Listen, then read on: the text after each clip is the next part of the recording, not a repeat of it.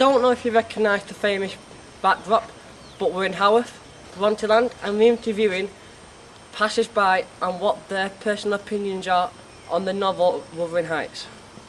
I read it when I was 16 and it lived up to every expectation. And I also agree, it was a great book, a very good read.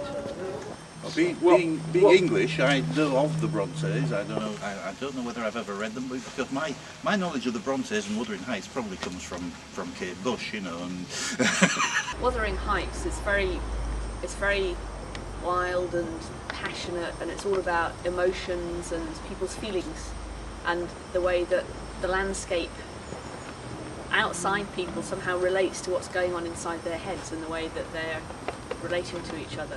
It's very, very romantic, yeah. I had to read it a couple of times before I understood it properly. It's not romantic like modern romance books, I'd say. It was a good story. Read it when I was a child. I found it very exciting. I think it would be a bit daring each day, weren't it? It's one of my least favourites of the Brontes books. It's about romance, isn't it? It's about love and passion. I don't think anything is worth killing somebody else for, and it's too violent. It probably shocked a lot of people. I personally think that it's a very difficult novel for young people to appreciate. I think you have to be older to have even a glimmer of the emotions that are expressed in it, but that they're too, for me, they're too extreme. The Bronte Parsonage Museum has just been great. The people here have been so friendly, and it's just been like stepping back in time and seeing a place that is so obsessed with a book that was originally scorned by people who really just could not understand what a powerful and gripping book it was after they got into it. What would have been their inspiration? Well, I suppose all the news and everything, and no. She said boredom. A lot of people find the novel Wuthering Heights an interesting and a romantic tale to read.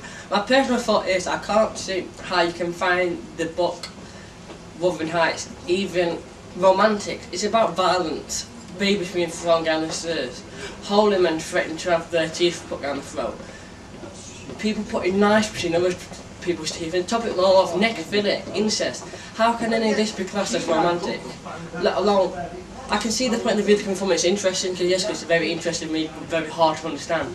But I cannot agree with no one's point the way it says it's romantic.